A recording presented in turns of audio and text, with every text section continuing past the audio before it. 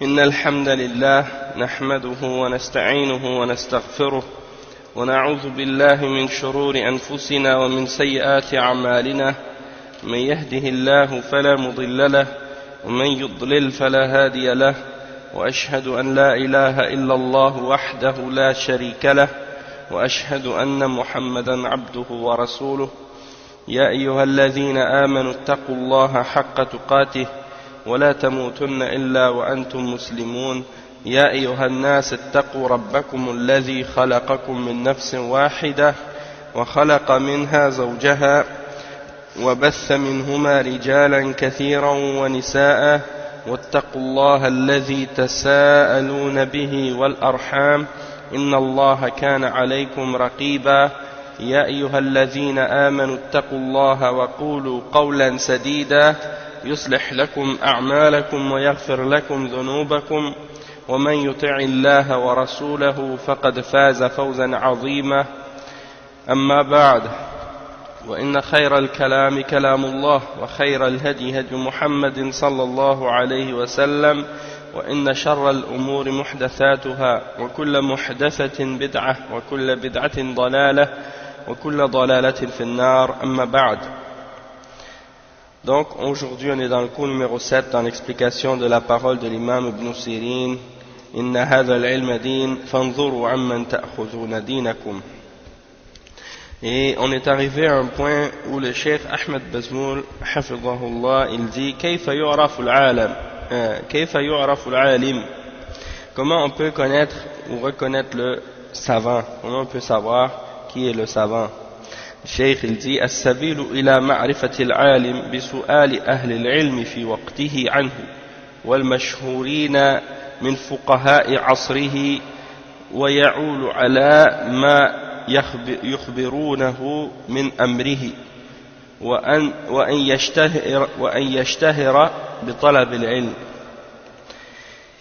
Donc le cheikh il dit la manière dont on peut connaître le savant, ou la manière dont on peut connaître qui est le savant, c'est de questionner les hommes de science de son époque à son sujet, et de questionner également les fuqaha, les ulama de son époque.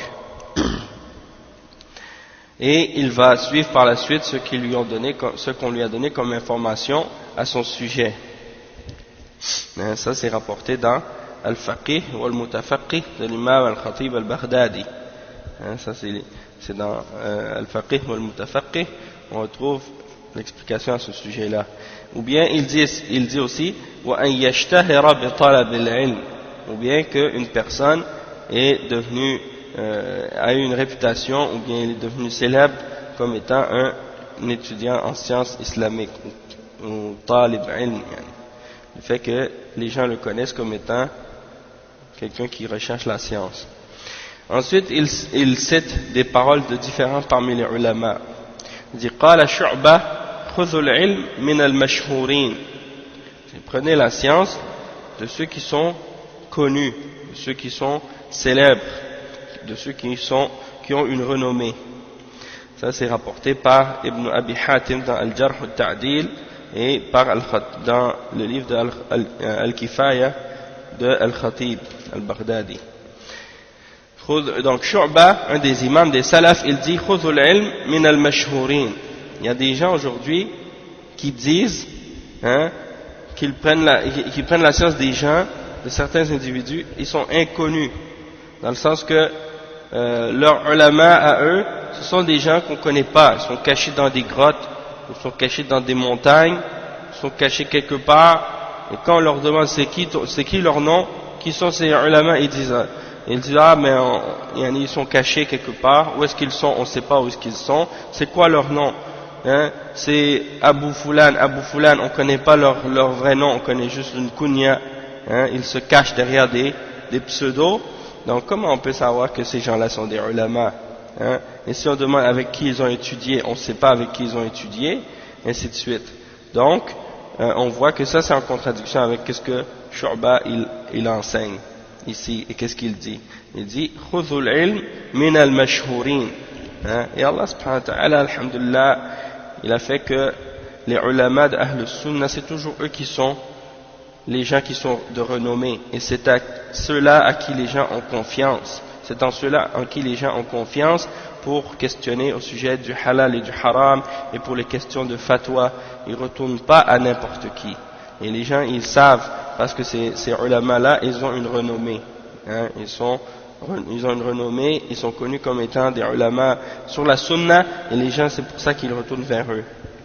Le cheikh, il mentionne d'autres paroles encore de d'autres ulama, comme les paroles de l'imam Malik ibn Anas. Il dit, قال مالك ابن أنس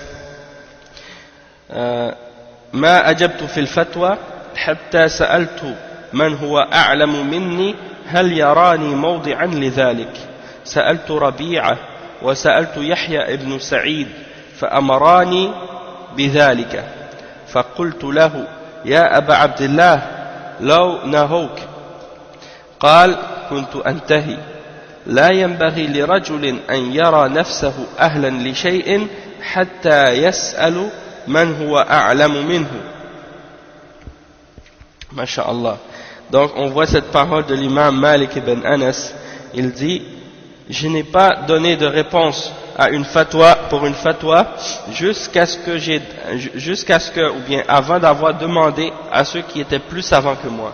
Donc j'ai jamais donné de réponse dans les fatwas avant d'avoir questionné ou demandé à ceux qui sont plus savants que moi, est-ce qu'ils me considèrent comme quelqu'un qui a la capacité ou la possibilité de donner des fatwas. Alors il dit, j'ai demandé à Rabi'a qui était le cheikh un des shuyukh de l'imam Malik. Il dit, j'ai demandé à Yahya ibn Sa'id, et ils m'ont tous les deux ordonné de donner des fatwas. Et la personne qui rapporte cette parole, elle dit, et j'ai demandé à Aba Abdillah, c'est-à-dire j'ai demandé à l'imam Malik, et s'il t'avait interdit, c'est-à-dire s'il t'avait dit non, tu ne peux pas donner de fatwa, il a répondu, alors dans ce cas-là j'aurais arrêté, je l'aurais pas fait, parce qu'il n'est pas permis pour quelqu'un, il n'est pas permis à quelqu'un de se considérer lui-même ou de se voir lui-même comme étant apte à faire quelque chose jusqu'à ce qu'il ait demandé à ceux qui sont plus savants que lui.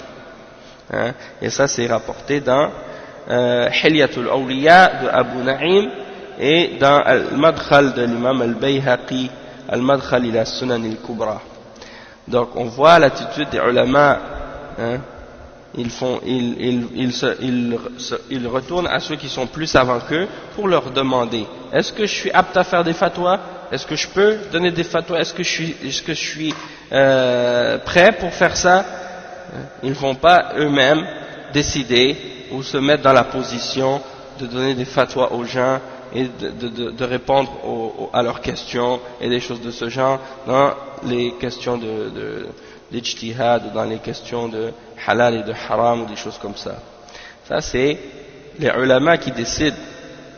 Mais à notre époque, Allah al-Musta'an, souvent qu'est-ce qui se passe, c'est que les gens ils se donnent la permission à eux-mêmes, et puis parfois qu'est-ce qui se passe aussi, ils se voient aptes à le faire sans retourner à des gens qui sont plus savants qu'eux pour savoir justement est-ce qu'ils ont les aptitudes pour le faire. قال علي ابن الحسين ابن شقيق سمعت عبد الله ابن المبارك يقول متى يسع الرجل أن يفتي قال إذا كان عالما بالأثر بصيرا بالرأي. On a posé la question, il dit c'est Ali ibn al-Hussein ibn Shaqiq, il dit j'ai entendu Abdullah ibn al-Mubarak, on lui a posé la question, quand est-ce que quelqu'un est prêt pour donner des fatwas, ou quand est-ce que quelqu'un est permis de faire des fatwas? Il a répondu, lorsqu'il est savant dans al-athar, c'est-à-dire lorsqu'il est savant dans le hadith, dans la sunna, basiran bir-ra'i, c'est-à-dire basiran bir-ra'i, c'est-à-dire qu'il comprend, il a une compréhension, une connaissance des questions qui ont rapport avec l'ijtihad et le qiyas et la compréhension de la religion, la compréhension du Coran, la compréhension de la sunna et de tout ce qui a rapport avec ces choses-là. Donc ça ici c'est un exemple, comme on a expliqué dans les cours précédents, on parlait de la question du ra'i et le terme ar-ra'yu, qu'est-ce que ça veut dire, et on a expliqué que dans les paroles des salafs, on retrouve certaines paroles qui critiquent ar-ra'yu et qui condamnent ar-ra'yu, et quand ils le condamnent, c'est dans le sens des bid'a et dans le sens de faire passer les opinions ou la raison au devant du Coran et de la Sunna, et de prendre la raison comme une base et de mettre le Coran et la Sunna en arrière. Donc dans ce cas-là, ça c'est quelque chose qui est rejeté, hein, ou bien aussi dans le sens de la bid'a, hein, et des choses comme ça. Donc quand ils critiquent ou ils condamnent ar-ra'yu, c'est pour condamner la bid'a et tout ce qui est le fait de mettre la raison au devant du Coran et de la Sunna et des choses de ce genre. Mais des fois, dans d'autres citations, on voit qu'ils font l'éloge du ra'yu et ils disent même que, comme on le voit ici, que c'est une condition pour que quelqu'un puisse donner des fatwas. Ça, c'est dans le sens qu'on est en train de parler de ar-ra'yu, qui est en fait la compréhension de la religion, et l'ijtihad et le qiyas qui est en accord avec les conditions du Coran et de la Sunna et du manhaj des salaf. Donc, ça, c'est une explication à ce sujet-là. Et c'est rapporté par l'imam Ibn Abd al-Barr dans Jami' Bayan al-Ilm et également dans Al-Madkhal ila Sunan al-Kubra de l'imam al-Bayhaqi. Ensuite, il dit وقال صالح ابن أحمد ابن حنبل لأبيه ما تقول في الرجل يسأل عن الشيء أو يسأل عن الشيء فيجيب بما في الحديث يسأل عن الشيء فيجيب بما في الحديث وليس بعالم بالفتيا. قال ينبغي للرجل إذا حمل نفسه على الفتيا أن يكون عالما بالسنن، عالما بوجوه القرآن، عالما بالأسانيد الصحيحة، وإنما جاء خلاف من خالف لقلة معرفتهم بما جاء عن النبي صلى الله عليه وسلم في السنة وقلة معرفتهم بصحيحها من سقيمها. Donc ici on a un autre exemple, ça c'est rapporté dans Al-Faqih ou Al-Mutafaqih, dans le livre de l'imam Al-Khatib Al-Baghdadi. L'imam Salih ibn Ahmad, c'est un des fils de l'imam Ahmad, hein, c'est Salih ibn Ahmad. Il demande à son père, c'est-à-dire il demande à l'imam Ahmad, qu'est-ce que tu dis au sujet de l'homme qui questionne à propos de quelque chose et il répond, ou bien on lui répond, il répond par qu'est-ce qui est dans le hadith, et il n'est pas un savant de la fatwa. Donc dans ce cas-là, l'imam Ahmad il dit, il faut, pour que quelqu'un puisse faire des fatwas, qu'il soit savant et qu'il connaisse les sunan, qu'il soit savant également dans les différents aspects du Coran, dans les différents aspects du Coran, c'est-à-dire de comprendre tout ce qui a rapport avec le Coran et de comprendre qu'est-ce qui est dans le Coran. Comme par exemple, on a donné des exemples de ça dans les cours précédents, qu'est-ce qui a rapport avec qu'est-ce qui est abrogé et qu'est-ce qui est abrogeant, et de connaître également qu'est-ce qui est am et qu'est-ce qui est khas, et qu'est-ce qui est mutlaq et qu'est-ce qui est muqayyad, et qu'est-ce qui est mujmal, qu'est-ce qui est mubayyin. Tout ça c'est des aspects, il faut les connaître. Et aliman bil asanid as-sahiha, il doit connaître également les chaînes de transmission des hadiths, lesquels sont authentiques, pour distinguer entre qu'est-ce qui est vrai et qu'est-ce qui est faux. C'est pas juste il trouve un hadith dans un livre et automatiquement il le prend et il l'utilise. Il faut qu'il sache si c'est authentique ou non. Ensuite il dit, et la divergence est venue uniquement à cause du peu de connaissances, de leur peu de connaissances de ce qui a été ramené du prophète sallallahu alayhi wa sallam dans la sunna, et à cause de leur peu de connaissances de qu'est-ce qui est authentique de ce qui n'est pas authentique, ou de ce qui est correct et de ce qui n'est pas correct dans la sunna. Donc ça c'est des exemples que le cheikh l'imam Ahmad il mentionne. Maintenant l'importance de connaître ça, l'importance de connaître, d'avoir la science, d'être savant dans la sunna. Par exemple, les ulama, alhamdulillah, comme à l'époque de l'imam Ahmad et après, même encore aujourd'hui, les grands ulama, ils ont étudié les grands livres de hadith, Al-Bukhari, Muslim et les sunan également, les sunan Abu Daoud, Al-Tirmidhi, Al-Nasa'i, Ibn Majah et les livres de sunan les plus importants, et également les autres également comme la Muwatta de l'imam Malik et les autres livres de hadith qui sont célèbres, qui sont connus.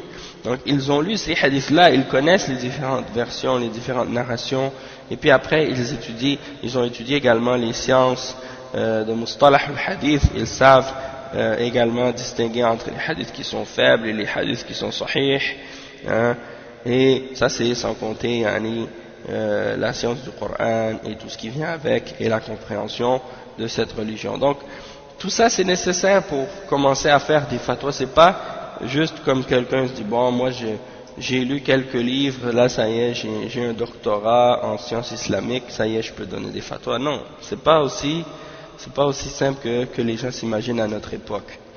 Le cheikh il dit ensuite وَلَيْسَ الْمَنْصِبُ أَوْ الْوِلَايَةِ أَوْ الشَّهَادَةِ العلمية دليلا على أن صاحبه عالم يستحق أن يؤخذ منه العلم، بل قد يتولى من لم تكتمل أهليته أو من لم تكتمل أهليته في العلم بل من قد يكون جاهلا بأحكام الشرع. Donc le cheikh il dit le fait qu'on ait un poste ou une position ou une responsabilité quelconque qui est officielle, ou bien un diplôme en sciences, un diplôme en sciences islamiques par exemple, ce n'est pas la preuve que la personne est un savant qui mérite qu'on prenne la science de cet individu-là. Parce que parfois, ça peut arriver que quelqu'un, on lui confie une charge ou un ministère ou un poste alors qu'il n'a pas encore complété son aptitude ou qu'est-ce qui nécessite par exemple des questions de science pour être apte justement à faire en sorte qu'on puisse prendre la science de lui. C'est-à-dire que il n'a pas complété encore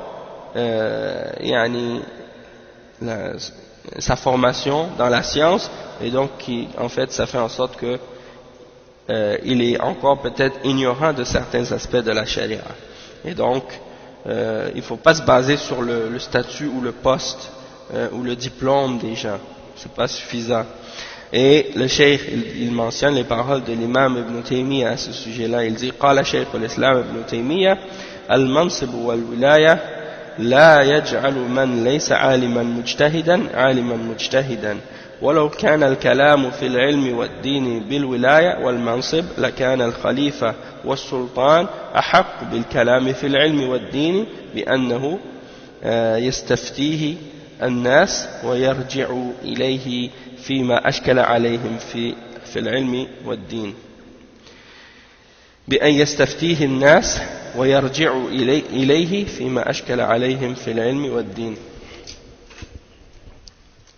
Donc l'imam Ibn Taymiyyah il mentionne ici dans Majmu' al-Fatawa le volume 27 à la page 296, il dit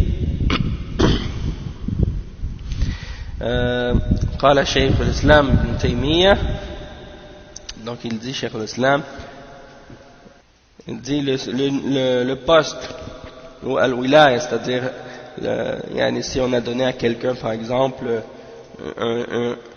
un poste dans lequel il est responsable ou il est dirigeant, ça fait pas de lui un savant mujtahid. Ça fait pas de lui un savant mujtahid s'il n'est pas déjà un savant mujtahid.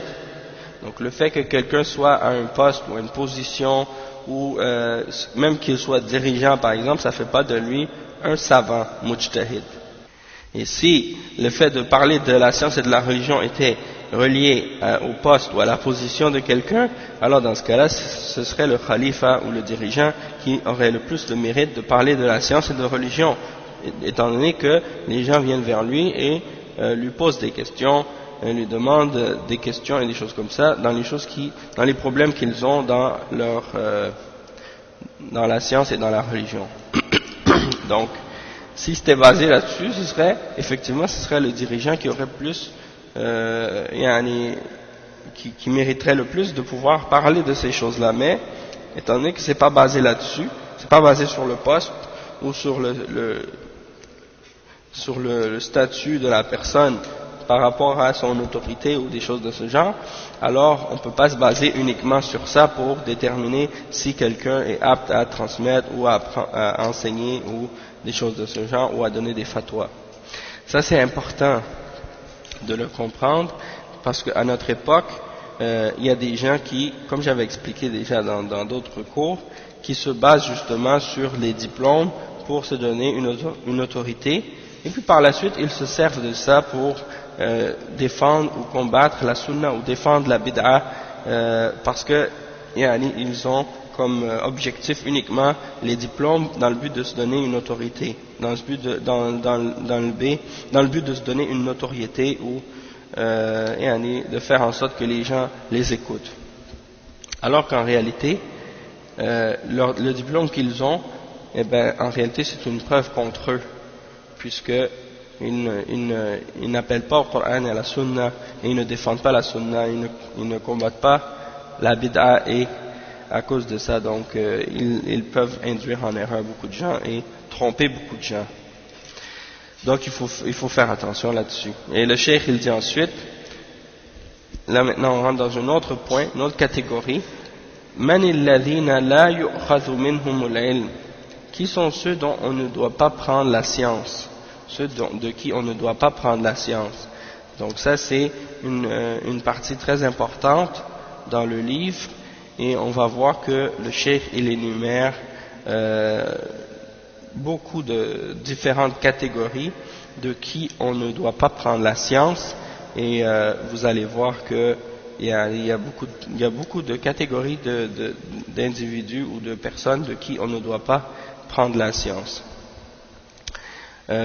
Parmi les différentes catégories que le cheikh a mentionnées, je vais vous en énumérer quelques-unes juste comme ça vite pour que vous ayez une petite idée de quoi il s'agit. Donc le cheikh il dit Man alladhina la yu'khadh anhumul ilm, de qui on ne doit pas prendre la science. Dans la table des matières, il énumère, donc il mentionne al-juhal, les ignorants, al-majhul, c'est-à-dire les inconnus, ahlul ra'i, al-mahd, al-mujarrad an al-dalil, les gens qui se basent purement sur le ra'i, c'est-à-dire sur les opinions, et ils ne se basent pas du tout sur le dalil. Et ils ne se basent pas du tout sur le dalil du Coran et de la Sunna. As-sahafiyoun, c'est-à-dire as-sahafiyoun, c'est pas les journalistes, mais plutôt les gens qui se basent uniquement sur les livres. C'est-à-dire qui basent leur science uniquement sur ce qu'ils ont lu. Man qalla fiqhuhu min al-khutaba, ceux qui ont peu de compréhension ou de fiqh parmi les gens qui donnent des khutab. Des khutab. Man qalla ilmuhum min al-wa'adhi wal-mudhakkirin, ceux qui ont peu de science parmi ceux qui font des exhortations ou qui font des rappels généraux.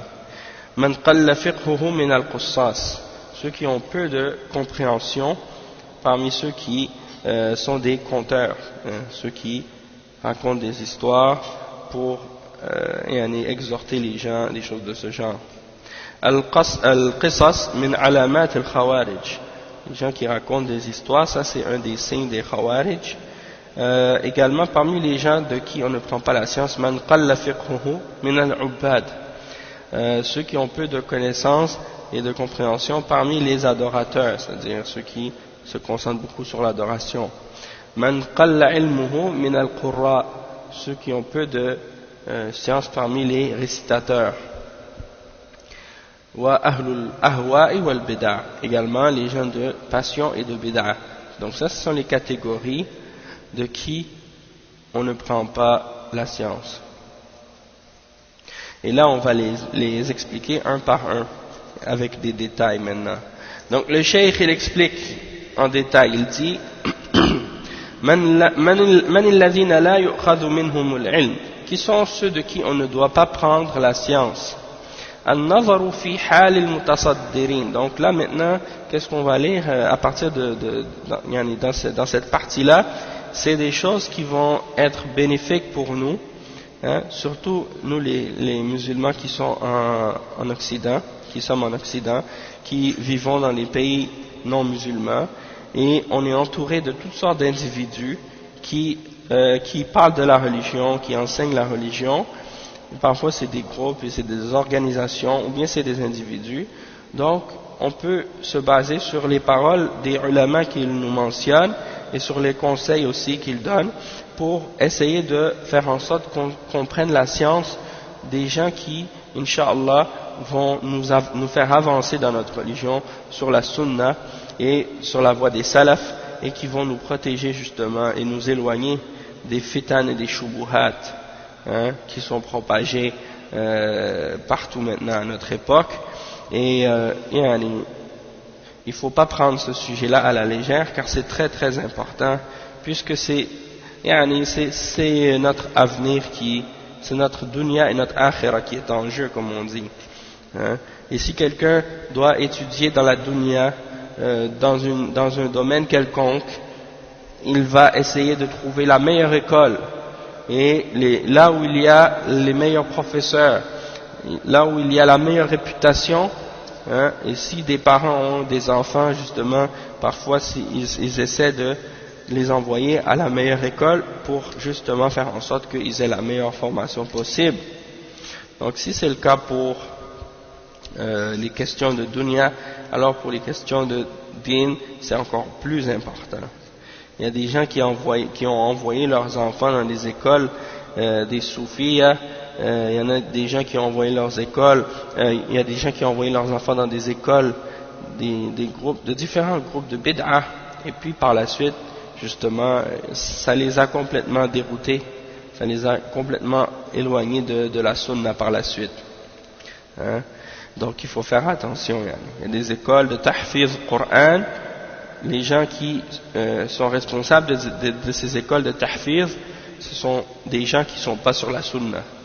Et donc ils enseignent aux enfants le Coran, mais en même temps ils enseignent aux enfants aussi leurs idéologies et leurs pensées et leurs croyances.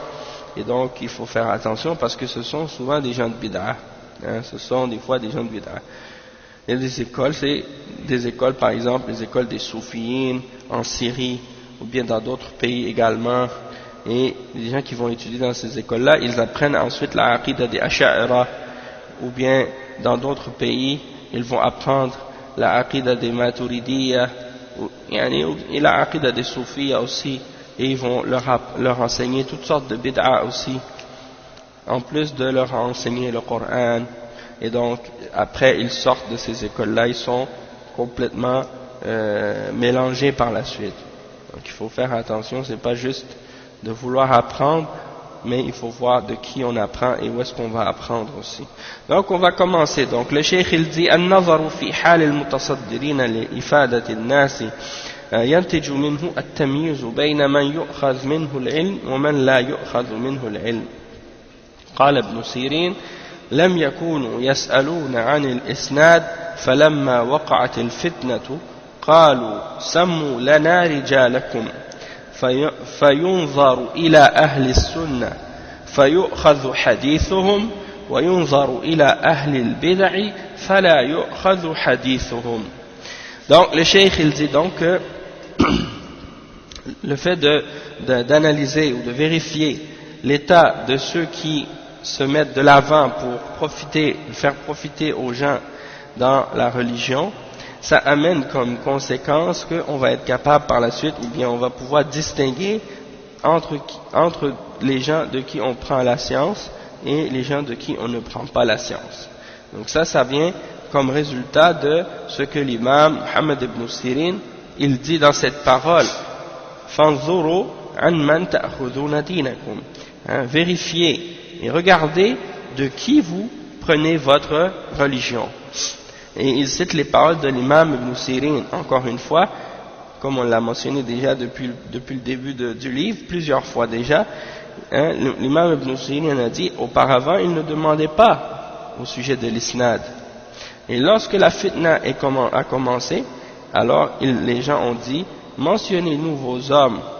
Et ils regardent, si ce sont s'ils sont de Ahl Sunnah, ils prennent leur hadith, puis ils vérifient, et s'ils sont des gens de bid'a, et ils ne prennent pas leur hadith. Et ça c'est la preuve que l'isnad et la vérification des chaînes de transmission, ça a commencé à une époque très très tôt. Ça a commencé très tôt. Donc, alhamdulillah, et le cheikh il dit, وقد ادعى العلم بعض الدخلاء وتصدر لإفادة الناس بعض أهل البدع والأهواء واعتلى منبر الدعوة من هو أحوج إلى العلم والدعوة من غيره من الجهلاء فحذر السلف الصالح منهم ولا يزال أهل العلم والإيمان الذين اتبعوا السلف الصالح بإحسان ينفرون الناس منهم وشددوا في الأخذ عنهم لعظم خطرهم على المجتمع المسلم وما ينتج عنه من الضلال والانحراف عن الصراط المستقيم. Donc le cheikh il dit que il y a des gens maintenant qui ont prétendu posséder de la science alors que ce sont des intrus dans le domaine de la science, ils ne sont pas à leur place du tout, et certains se sont mis de l'avant pour faire profiter aux gens,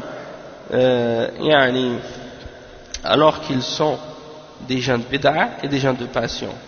Donc certains des gens de bid'a, ils se sont mis de l'avant pour parler de religion, pour se placer comme des gens qui veulent faire profiter aux gens, alors que ce sont des gens de bid'a.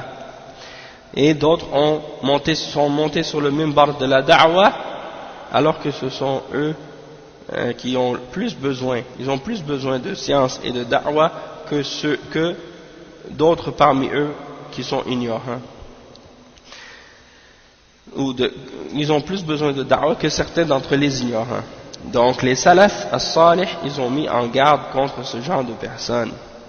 Et il dit que les hommes de science et de foi qui ont suivi les salaf as-salih de la meilleure manière ont toujours fait fuir les gens de ce genre d'individus, et ils ont fait ça de manière très sérieuse, très sévère aussi, à cause du grave danger et du grand danger que ces gens-là peuvent représenter pour la société musulmane, et ce que ça peut amener comme conséquence dans l'égarement et dans la déviation du droit chemin. ويمكن أن نرجع أسباب من لا يؤخذ عنه العلم إلى سببين رئيسيين رئيسين إلى سببين رئيسين. السبب الأول الجهل، والسبب الثاني مخالفة الحق لشهوة أو لشبهة. Donc le cheikh il dit, on peut ramener les causes pour lesquelles on ne prend pas la science d'un individu à deux causes majeures ou principales. La première cause c'est l'ignorance, et la deuxième cause c'est la contradiction de la vérité, ou de s'opposer à la vérité pour des désirs ou des passions ou des ambiguïtés. Donc dans le premier cas c'est les ignorants, dans le deuxième cas c'est des gens qui s'opposent à la vérité parce qu'ils suivent leur passion ou qu'ils suivent des shubuhat, des ambiguïtés dans la religion qu'ils ont. Et donc ça c'est les deux cas majeurs qui font en fait que on ne prend pas la science de certains individus. Et le cheikh il va élaborer là-dessus. قال سفيان الثوري العلماء الثلاثة عالم بالله يخشى الله ليس بعالم بأمر الله عالم بالله عالم بأمر الله يخشى الله فذاك العالم الكامل وعالم بأمر الله ليس عالم بالله لا يخشى الله فذلك العالم الفاجر. Donc ça c'est une parole qui est rapportée par l'imam Ad-Darimi dans As-Sunan et par Ibn Abi Hatim dans Al-Jarh wa Al-Ta'dil. Donc c'est les paroles de Sufyan al-Thawri, un des imams parmi les salafs. Il dit que les ulama sont de 3 catégories. Un savant qui connaît Allah et qui craint Allah, mais il ne connaît pas l'ordre d'Allah. Un savant qui connaît, ça c'est la première catégorie. Il connaît Allah et il craint Allah, mais il ne connaît pas l'ordre d'Allah, c'est-à-dire qu'il ne connaît pas la charia d'Allah. Hein? Comme les soufis par exemple. La deuxième catégorie, alimun billah, alimun bi amrillah, yakhsha Allah. Fathak al-alim al-kamil. Il connaît Allah, il connaît l'ordre d'Allah et il craint Allah. Celui-là c'est le savant complet, parfait. Et le troisième cas c'est celui qui connaît l'ordre d'Allah, qui connaît la charia, il connaît l'islam, la charia d'Allah, mais il ne connaît pas Allah et il ne craint pas Allah. Alors ça c'est le savant pervers, hein, le savant pervers ou le savant pécheur. Le Cheikh il dit قال الإمام أحمد بن حنبل إنما جاء خلاف من خالف لقلة معرفتهم بما جاء عن النبي صلى الله عليه وسلم في السنة وقلة معرفتهم بصحيحها من سقيمها. Ça c'est rapporté par Al-Khatib, on l'a mentionné tout à l'heure, c'est les paroles de l'imam Ahmed quand il a répondu à son fils ou bien à un des personnes qui lui ont posé la question au sujet de qui peut faire des fatwas. Il a dit la divergence elle est venue uniquement de celui qui a divergé à cause du peu de connaissances qu'il a de ce qui est venu de la part du prophète Muhammad sallallahu alayhi wa sallam dans la sunna et du peu de connaissances qu'il a de ce qui est authentique de ce qui n'est pas authentique dans la sunna. Ensuite le cheikh Bazmoul hafizahullah il cite les paroles de l'imam شيخ الإسلام ابن تيمية يقول وعلى كل مسلم أن ينظر فيما أمر الله به ورسوله فيفعله وما نهى الله عنه ورسوله فيتركه فهذا هو طريق الله وسبيله ودينه الصراط المستقيم ودينه الصراط المستقيم صراط الذين أنعمت عليه صراط الذين أنعم الله عليهم من النبيين والصديقين والشهداء والصالحين فمن دعا إلى العلم دون العمل المأمور به كان مضلا ومن دعا إلى العمل دون العلم كان مضلا وأضل منهما من سلك في العلم طريق أهل البدع فيتبع أمورا تخالف الكتاب والسنة يظنها علوما وهي جهالات.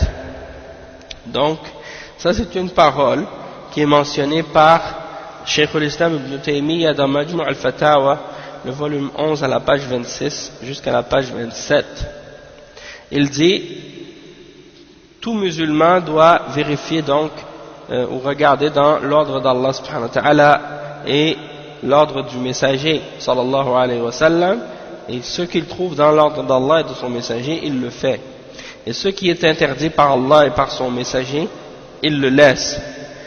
Ça c'est le chemin d'Allah et sa voie et sa religion, le droit chemin, le chemin de ceux sur qui Allah a mis sa grâce parmi les prophètes, les véridiques, les martyrs et les pieux, les vertueux.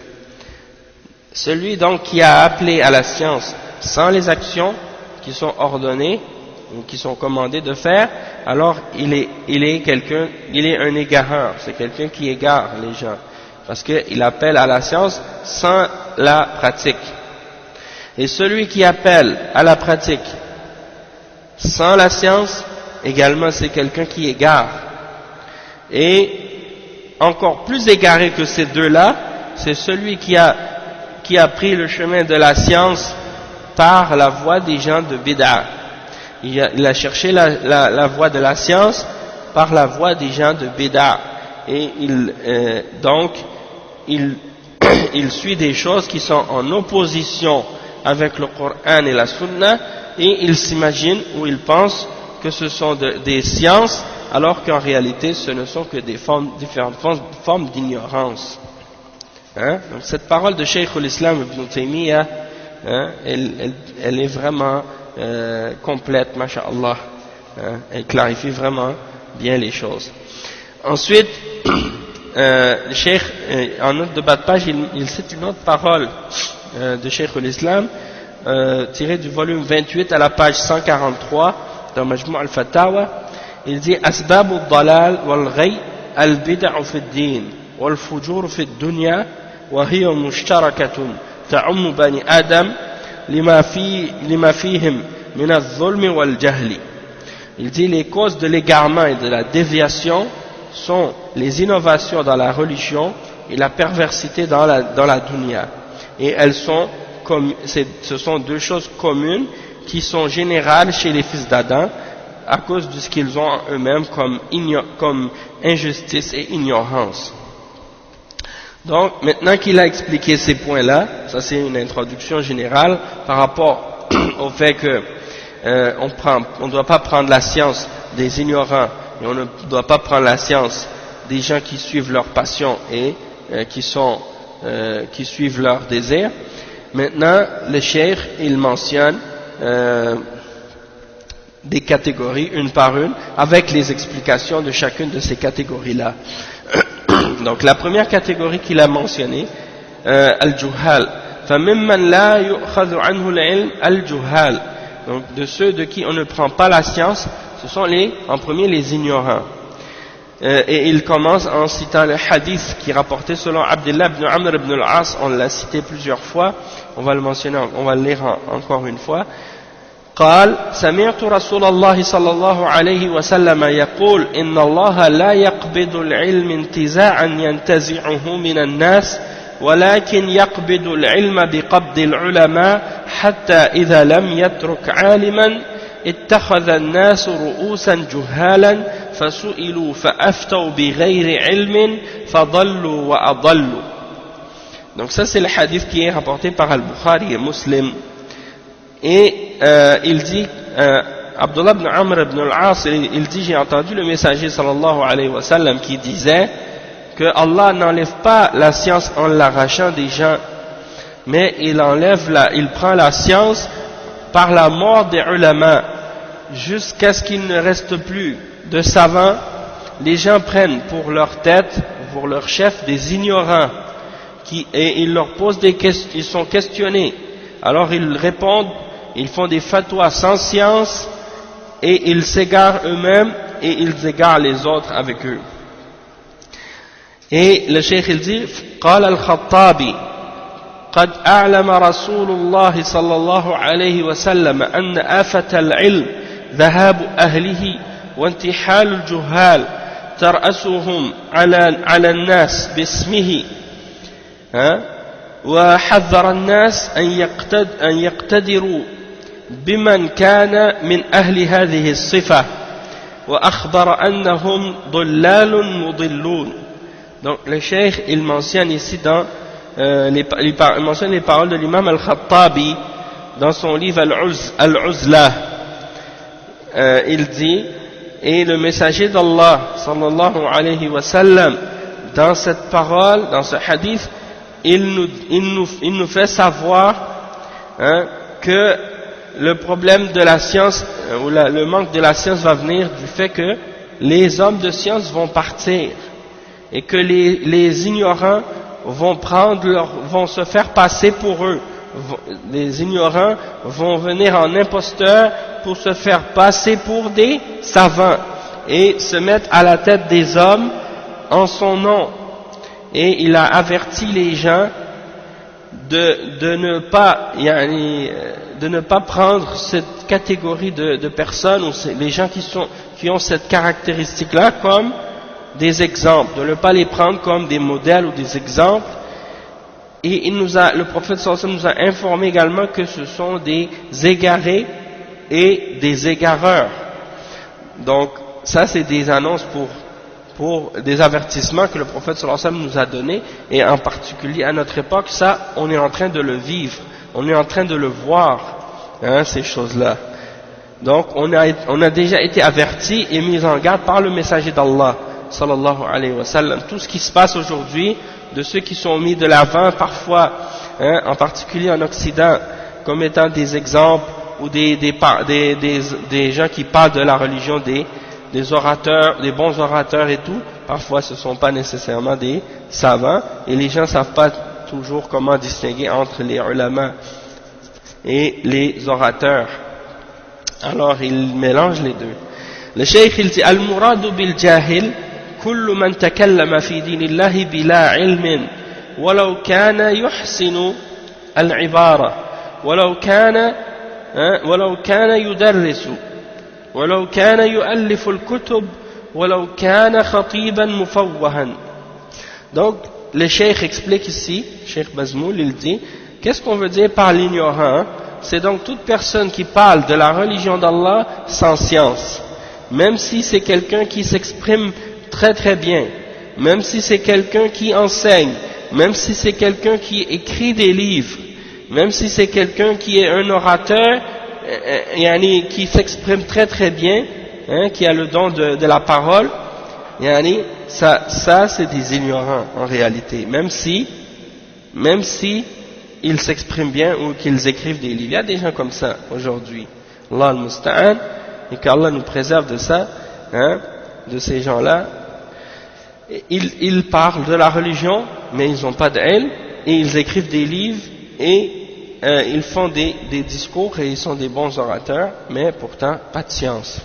Qu'Allah nous préserve de ça. Et le cheikh dit وَيَدْخُلُ فِي الْجَاهِلِ مَنْ كَثُرَ خَطَأُهُ ala sawabihi.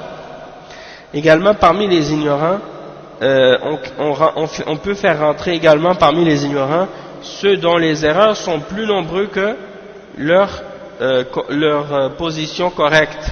Qu'est-ce qu'ils ont de correct?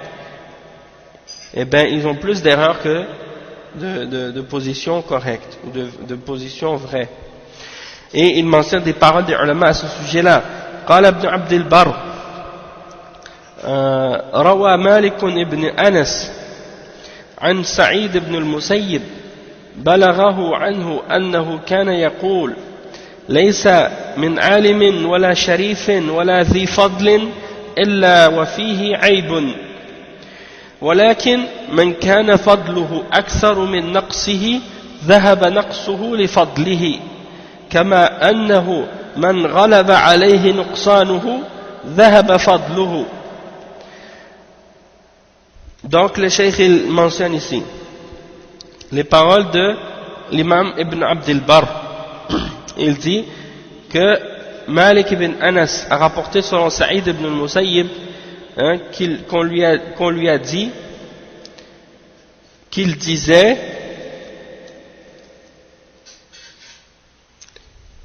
balaghahu anhu, ça lui a été transmis qu'il disait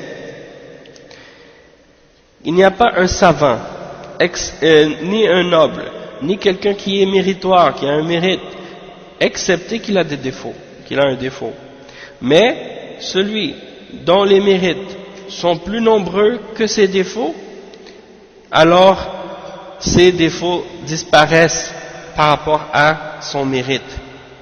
Mais celui qui a plus de défauts, alors ces défauts font disparaître ou font partir son mérite.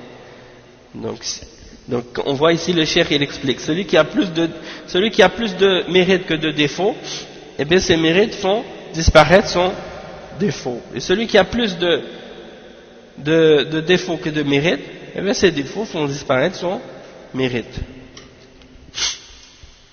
Ensuite il dit وقال غيره لا يسلم العالم من الخطأ فمن أخطأ قليلا وأصاب كثيرا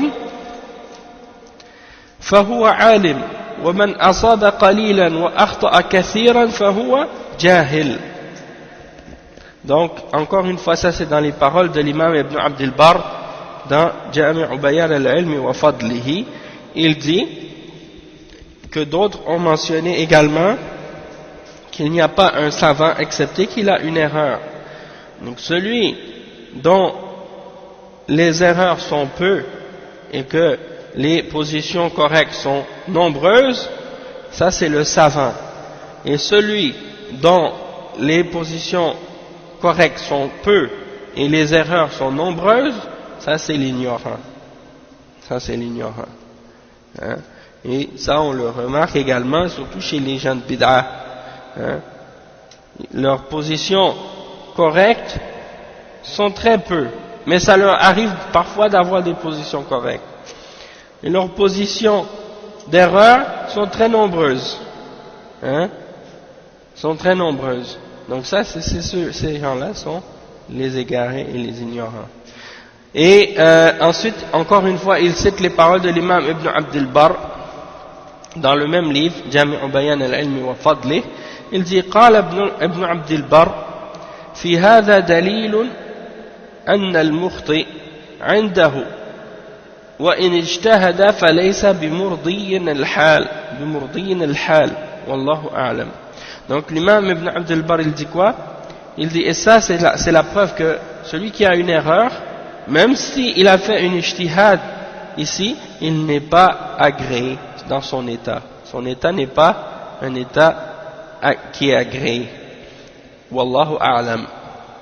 Hein? Donc c'est pas n'importe qui dit qu'il fait une ijtihad automatiquement, ça veut dire que il est excusé dans son erreur. Hein? Et ça ne veut pas dire qu'il est agréé automatiquement. Si ses erreurs sont plus nombreuses que qu'est-ce qu'il fait comme position qui est en accord avec la vérité. Également, il dit وَيَدْخُلُ فِي الْجُهَّالِ التَّائِبُونَ مِنَ الْمَعَاصِي. التَّائِبُونَ مِنَ الْمَعَاصِي. Il dit également, on fait rentrer parmi les ignorants ceux qui se sont repentis des péchés. Ceux qui se sont repentis des péchés. Ok.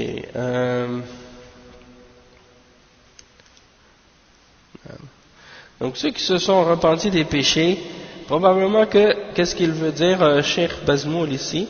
Il parle de ceux qui viennent de se repentir d'un péché. Hein?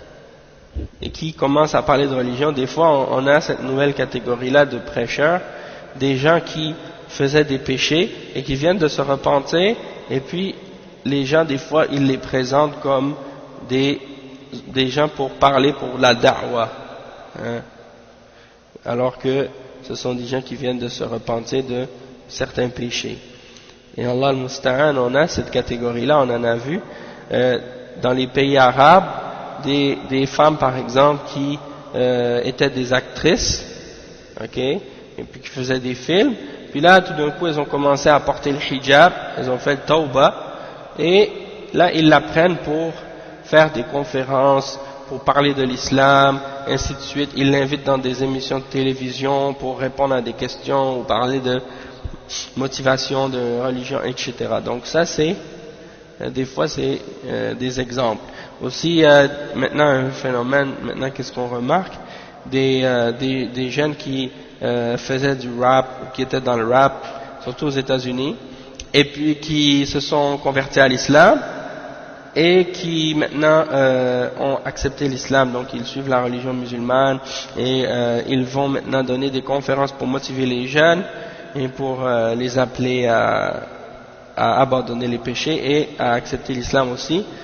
Hein? Et parfois qu'est-ce qui se passe des fois, c'est que ils mentionnent des péchés qu'ils faisaient préalablement à leur conversion quand ils étaient dans le rap, et justement la question a été posée à Cheikh Al-Fawzan au sujet de ça, puis il disait qu'il ne faut pas mentionner les péchés qu'ils faisaient auparavant.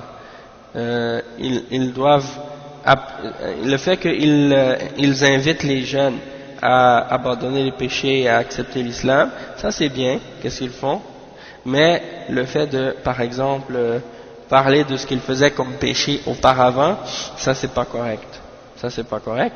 Et aussi en même temps, il faut être conscient que ce sont des gens qui viennent de se convertir, il faut pas les prendre comme si c'était des références dans la religion, mais c'est plutôt juste pour inciter les gens et leur rappeler, puis en même temps leur faire comprendre que les voies que les jeunes maintenant considèrent comme étant des voies de gloire sont parfois des voies justement du shaitan, et que beaucoup de gens qui étaient dans ces voies-là ont compris maintenant et ont réalisé et se sont repentis de cette voie-là. Donc ça peut servir d'exemple, de modèle, surtout qu'il y a beaucoup de jeunes à notre époque maintenant qui prennent les chanteurs de rap et les gens qui sont dans le domaine de la musique et des trucs de ce genre, ils prennent ces jeunes-là comme des modèles, alors que ce sont des jeunes perdus, ignorants en grande partie. Ils n'ont pas de science et ils sont un peu confus dans leur compréhension de la vie, alors ils se basent sur eux pour trouver des réponses parfois, puis ils ignorent que les vraies réponses sont dans le Coran et dans la Sunna. Donc ça, c'est important de faire comprendre ça à ces jeunes-là, que Allah subhanahu wa ta'ala les guide et leur montre le droit chemin. Le cheikh, il dit ensuite: وَيَدْخُلُ فِيهِمْ عُلَمَاءُ الطِّبِّ وَالْجِيولوجيا والإعجاز العلمي وغيرها من العلوم الكونية الذين لم يتفقهوا في دين الله ثم يتصدرون لبيان معاني القرآن والسنة كما أن كلمة الجاهل تشمل أهل البدع والأهواء.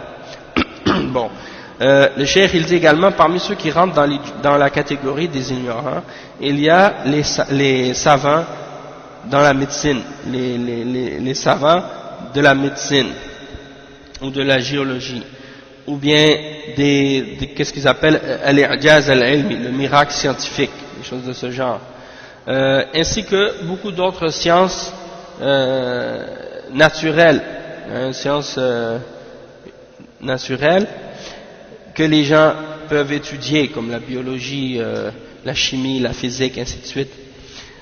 Donc ces gens-là ne sont pas des savants, sont considérés dans l'islam comme étant des ignorants. C'est-à-dire, peu importe le diplôme que quelqu'un possède dans les sciences naturelles, dans les sciences de la dunya, il est considéré sur le plan de l'islam comme étant un jahil,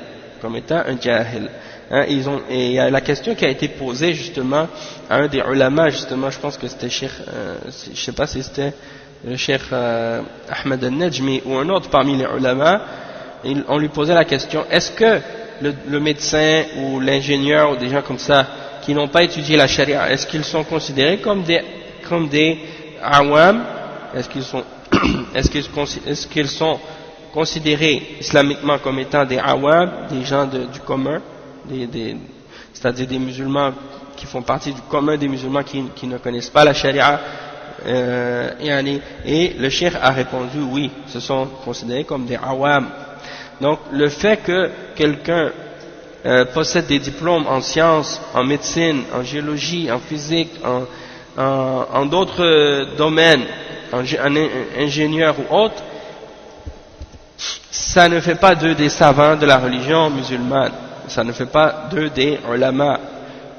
Et ils sont considérés parmi les juhal, et ça c'est si ils n'ont pas étudié ou essayé de chercher la science de la religion d'Allah. Puis on voit souvent des gens comme ça qui ont étudié dans la dunya, puis ils se mettent de l'avant pour parler des significations du Coran et de la Sunna. Et ça, on le retrouve souvent chez les gens qui font partie du groupe des Ikhwan, al-Ikhwan al-Muslimoun, la secte établie par Hassan al-Banna. On voit que leurs chefs et leurs responsables, ceux qui sont leurs murshid, sont des gens qui ont étudié dans la dunya, et qui ont des diplômes dans la dunya. C'est pas mauvais d'avoir des diplômes dans la dunya, au contraire, c'est très bien, mais de rester dans son domaine. Chacun a son domaine. Donc, si quelqu'un il est médecin, ou il est ingénieur, ou il est physicien, ou autre chose, il parle de son domaine. Il va pas commencer à parler d'islam, donner des fatwas ou commencer à interpréter le Coran et la Sunna alors qu'il n'a pas étudié avec les ulama de l'islam pour comprendre ces choses-là. Sinon, si quelqu'un connaît la médecine, hein, il connaît la médecine puis il connaît la charia en même temps, ça c'est quelque chose de bien. Et il y a un exemple, un des élèves de Cheikh Ibn Uthaymin justement, qui s'appelait Rahimullah parce qu'il est décédé maintenant, et il faisait beaucoup de da'wah pour les anglophones parce qu'il parlait l'anglais très bien, donc il s'appelle Dr Salih. Et ben il était parmi les élèves de Cheikh Ibn Uthaymin, et si je ne me trompe pas, il était médecin également. Donc il a réuni le bien des deux. Il a étudié la dunya, il a étudié la science de l'islam et la science de la dunya.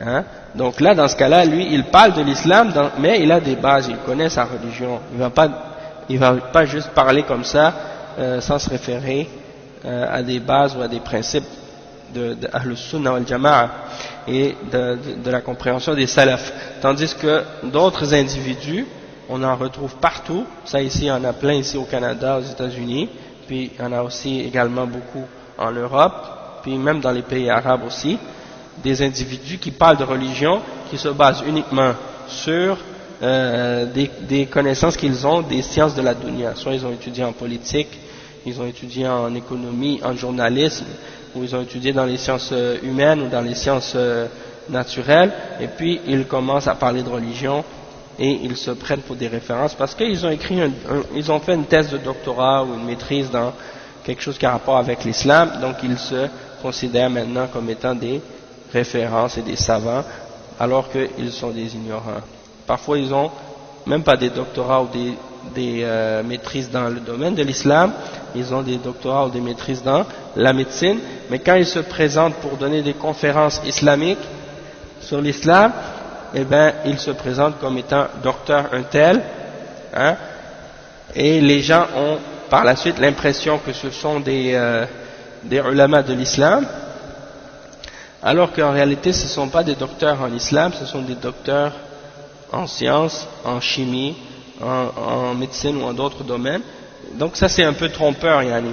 Donc ils devraient, quand ils écrivent qu'ils vont donner une conférence sur quelque chose qui a rapport avec la religion, et quand ils écrivent docteur un tel, ils devraient mentionner docteur en quel domaine, pour que les gens sachent que ce ne sont pas des gens qui sont spécialisés sur l'islam. Hein? Donc, si quelqu'un est docteur en sharia, docteur en fiqh, docteur en hadith, docteur en quelque chose de ce genre, au moins ça, on sait que ça a un rapport avec, même si c'est pas une référence comme on a dit, comme on a expliqué plus tôt, ça veut pas dire, c'est pas une garantie que quelqu'un est nécessairement un savant ou quelque chose comme ça, mais au moins ça donne une référence, quelque chose, quelqu'un peut, au moins on peut savoir d'où est-ce qu'il a appris, s'il a un doctorat en islam, on sait d'où est-ce qu'il l'a reçu, de quelle université il a étudié, donc déjà ça nous donne une idée de d'où il vient, de où est-ce qu'il a pris sa science. Mais quand c'est un docteur en médecine qui nous parle de religion, ben on se demande, mais d'accord, s'il a un doctorat en médecine, c'est bien, hein, on sait où est-ce qu'il a étudié la médecine, mais quand il parle de religion maintenant, d'où est-ce qu'il a cette science? C'est de qui est-ce qu'il l'a pris? On ne peut pas savoir. Donc c'est important de mentionner, d'être honnête avec les gens, de ne pas leur cacher des choses, surtout dans des choses pareilles. Ensuite, le cheikh il dit كما أن كلمة الجاهل تشمل أهل البدع والأهواء. De même que le terme jahil ou le mot jahil comprend aussi les gens de la bid'a et de la passion. Les gens de la bid'a et de la passion. قال عبد الله بن إسحاق كان عبد الله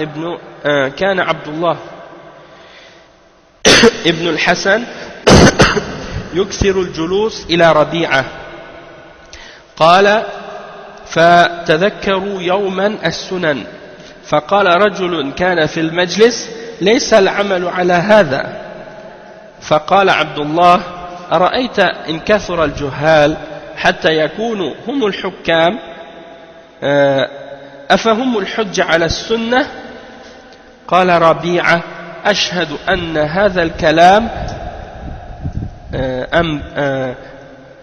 أشهد أن هذا الكلام أبناء الأنبياء أشهد أن هذا الكلام أبناء الأنبياء.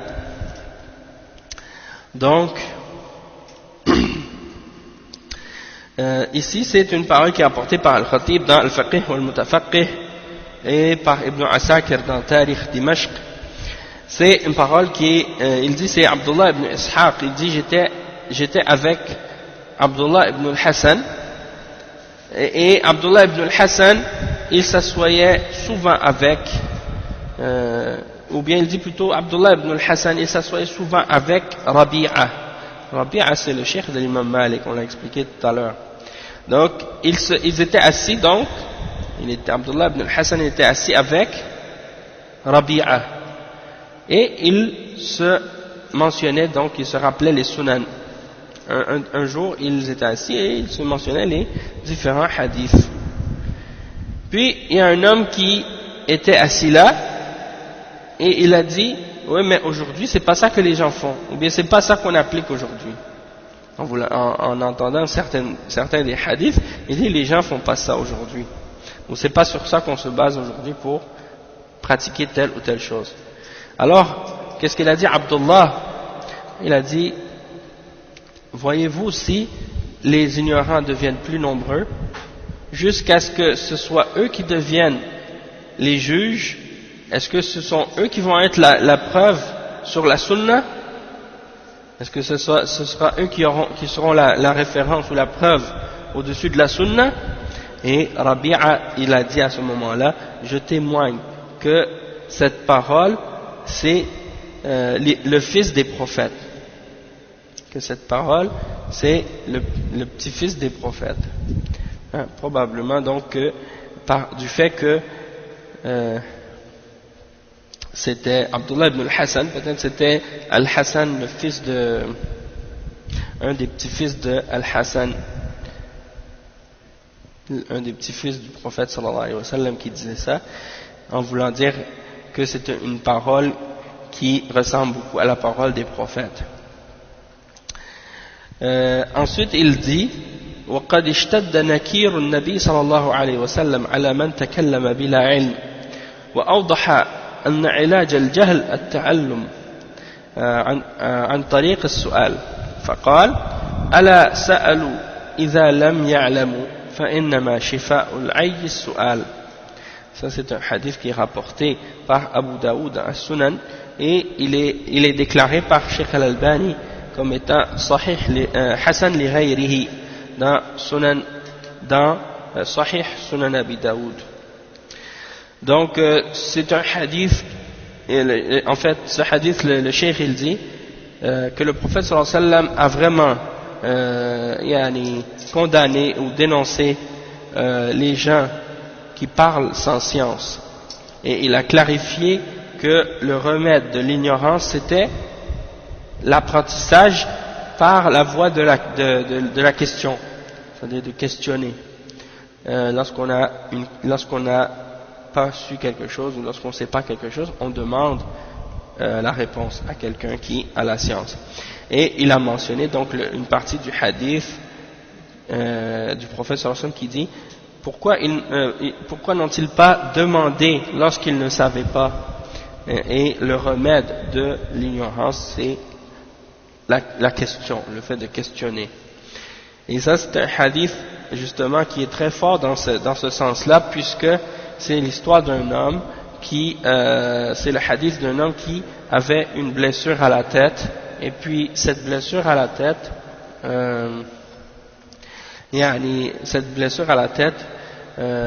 était très grave, et donc durant la nuit quand il dormait il a eu un rêve qui l'a fait voir des choses. Il a eu un rêve qui l'a fait voir certaines choses, et il a eu donc une éjaculation durant son sommeil, et il s'est réveillé et il a demandé à ses compagnons s'il devait faire le ghusl ou non.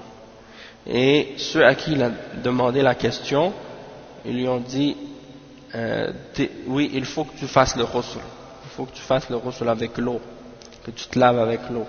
Donc qu'est-ce qui est arrivé, c'est que la personne a fait le ghusl et puis il est mort à cause de ça. Donc le prophète sallallahu alayhi wa sallam était en colère. Par la suite il a dit que ce sont eux qui l'avaient tué, et ensuite il a dit pourquoi ils n'ont pas demandé lorsqu'ils ne savaient pas, au lieu de répondre sans connaissance.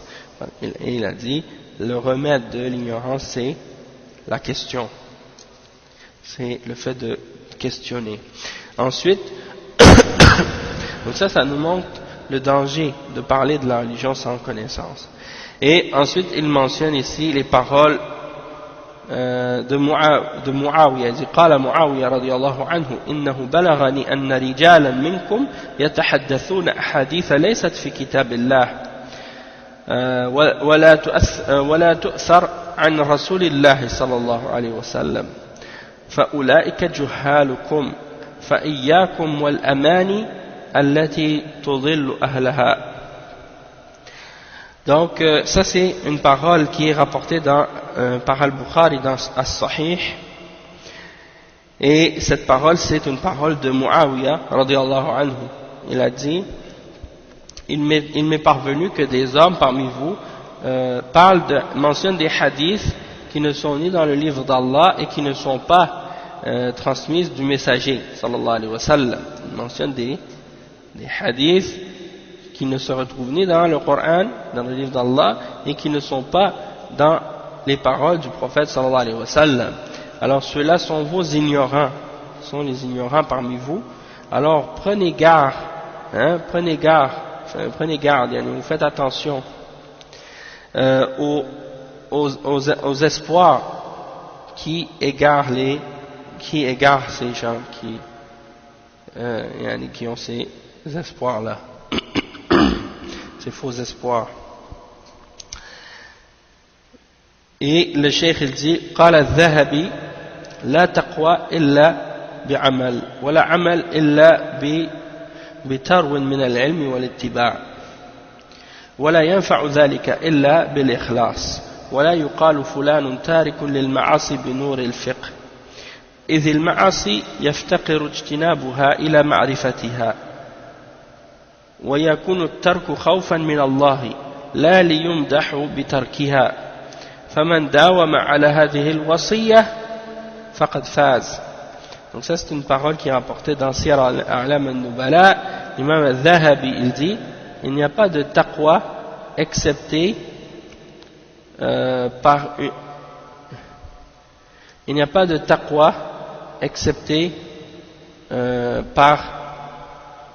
les actions. Donc quelqu'un n'a pas de taqwa excepté qu'il fait les actions. Et il n'y a pas d'action. Non. Donc l'imam al-Dhahabi il dit il n'y a pas de taqwa excepté par l'action, la pratique. Et il n'y a pas de pratique excepté par la connaissance et le fait de suivre l'exemple de la sunna. Et tout ça ne sera bénéfique que si il est fait avec sincérité pour Allah subhanahu wa ta'ala. Et on ne dit pas de quelqu'un qui a abandonné les péchés par la lumière de la connaissance, la lumière de la compréhension. Parce que les péchés, pour qu'on puisse s'en écarter, il faut les connaître, c'est-à-dire il faut savoir c'est quoi. Hein? Et il dit, et donc la façon dont on abandonne les péchés, ça doit être par crainte d'Allah, et non pas pour que on se fasse glorifier pour l'avoir abandonné ou pour l'avoir laissé. Donc quiconque garde ce conseil, alors il a eu le succès. Donc ici l'imam al-Dhahabi il explique, il dit si tu veux le taqwa il faut faire les actions. Si tu fais les actions, il faut que ces actions-là soient basées sur de la science, et il faut qu'elles soient en accord avec la sunna. Et tout ça ne sera pas bénéfique excepté si c'est fait avec sincérité, uniquement pour plaire à Allah subhanahu wa ta'ala, avec ikhlas. Et on ne dit pas d'un individu qu'il a abandonné les péchés juste par une lumière de la connaissance ou de la compréhension. Nour al-Fiqh. Il dit, les péchés, pour qu'on puisse les abandonner, il faut qu'on sache que ce sont des péchés, il faut qu'on sache que ce sont des choses haram, donc il faut avoir du ilm. Hein? Et on ne dit pas de quelqu'un qui a abandonné les péchés, juste parce que il a voulu que les gens le glorifient pour avoir abandonné ces péchés-là. Il faut qu'il les abandonne par crainte d'Allah, parce qu'il craint Allah, et non pas juste parce qu'il veut l'éloge des gens ou la glorification des gens. Donc quiconque continue à préserver ce conseil-là, alors il a eu le succès.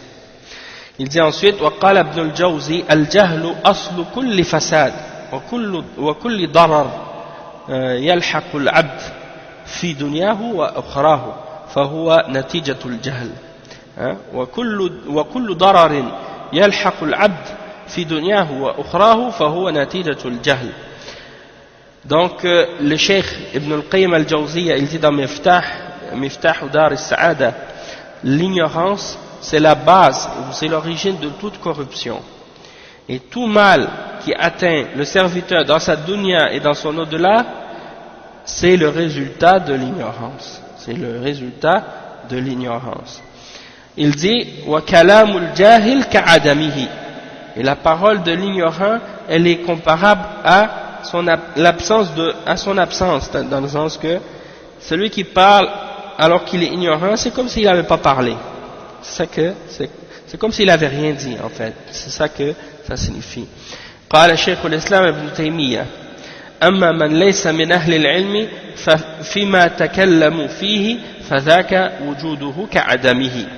Ça c'est dans An-Nubuwat de Cheikh l'Islam ibn Taymiyyah. Il dit, celui qui parle et qui ne fait pas partie des hommes de science dans ce qu'il dit, alors celui-là sa présence c'est comme sa présence et son absence c'est équivalent.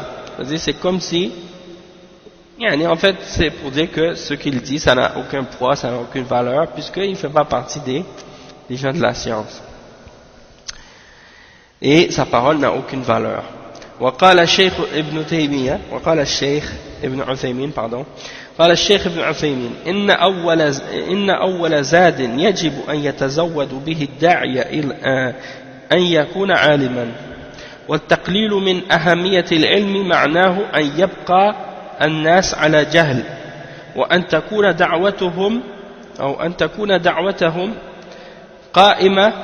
قائمة لا يدرى ما وجه الصواب فيها وإذا كانت الدعوة قائمة على جهل فإن كل إنسان سوف يحكم بما يملي عليه عقله مما يظنه صوابا وهو خطأ فأرى أن هذا الاتجاه اتجاه خاطئ وأنه يجب العدول عنه وأن لا يدعو الإنسان إلا بعد أن يعلم. وقد بوب البخاري رحمه الله على نحو هذا في قوله في الصحيح باب العلم قبل القول والعمل ثم استدل بقوله تعالى فاعلم أنه لا إله إلا الله واستغفر لذنبك وللمؤمنين والمؤمنات فلا بد أن يعلم الإنسان أولا ثم يدعو وأما الدعوة على غير علم فلا تستقيم أبدا. وقال الشيخ الفوزان لا يجوز الأخذ عن الجهال ولو كانوا متعالمين. Donc le cheikh il dit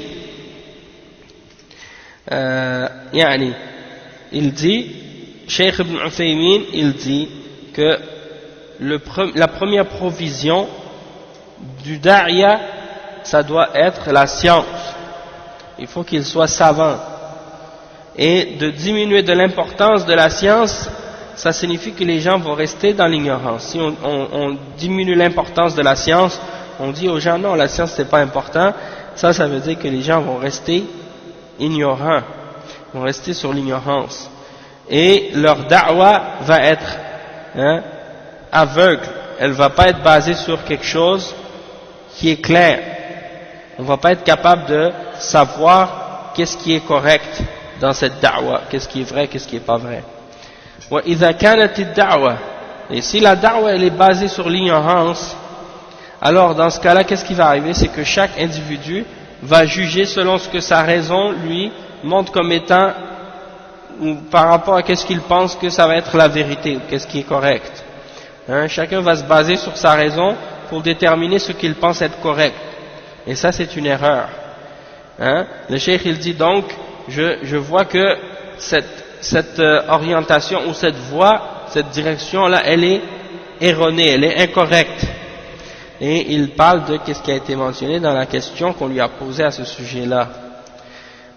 Quand on lui a posé la question, il y a des du'at aujourd'hui, ils donnent l'importance uniquement à la da'wa à Allah et à la fraternité et à s'aimer dans la foi en Allah.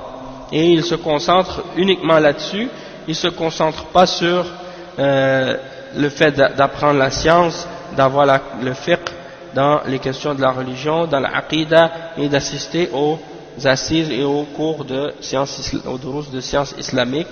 Donc qu'est-ce que vous dites à ce sujet-là? Et tout ce qu'on vient de donner comme réponse de la parole de Cheikh Ibn Uthaymin, c'est en réponse à cette question-là. Les gens qui se basent, ils disent l'important c'est la da'wa et l'important c'est la fraternité, l'amour en Allah, et ainsi de suite, puis qui négligent ou qui dénigrent la science. Donc ça c'est pas la bonne voie. Le cheikh il dit c'est une voie incorrecte et il faut s'en détourner, et la personne qui fait la da'wa, elle doit uniquement faire la da'wa après avoir appris, après avoir eu la science.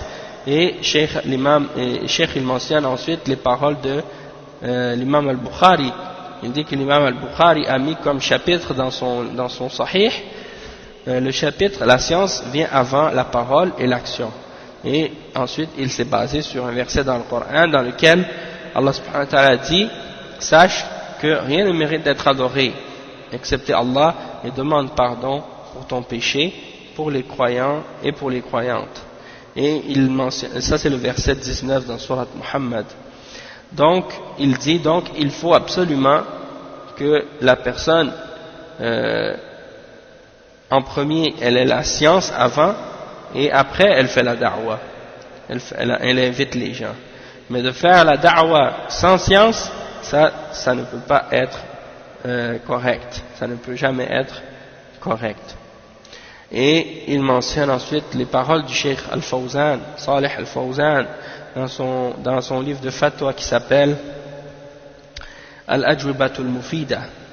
La parole de Cheikh Ibn Uthaymin, elle est tirée de As-Sahwatul Islamiyya, Dawabit wa Tawjihat.